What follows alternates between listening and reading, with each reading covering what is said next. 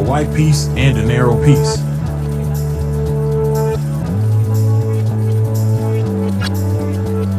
Align it with the notch on the inner ring of the filament roll. Insert the wide piece into the filament roll.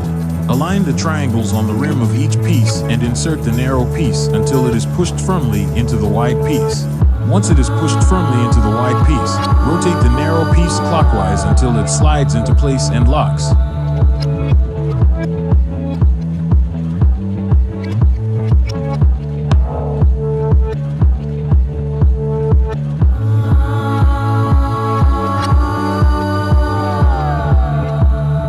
Make it close to the spool and make sure there is no gap between the filament and spool.